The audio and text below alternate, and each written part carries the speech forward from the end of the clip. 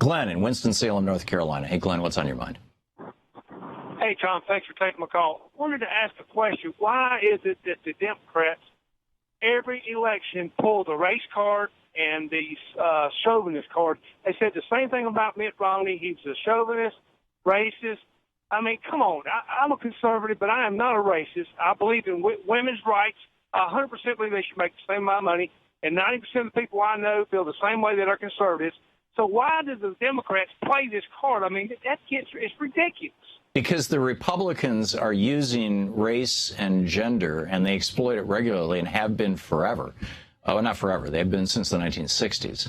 To bring in, you say it's 10% of whites who are racist. I think it's probably more like 80 or 90% of whites who are unconsciously racist and unaware of white privilege and unaware of their own racism and their racist assumptions, even to the really subtle stuff like doctors who think that black people don't feel as much pain. And honest to God, that's a real thing, and there have been real studies on it.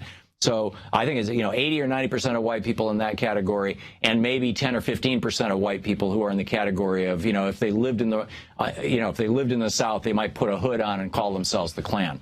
But the fact of the matter is that that's a small enough slice of America that if the Republicans can add that to the people who don't want women to be able to get abortions, they want to force them to carry their pregnancies, add that to the people who want to declare Christianity as the national religion of the United States and get rid of, push the Muslims out of the country or something and turn us into a theocracy like the Pilgrims wanted to do. Which caused Ben Franklin to flee Massachusetts. You get these coalitions together, the gun owners, the people who are convinced that, the gun is their last hope for freedom and security and whatnot.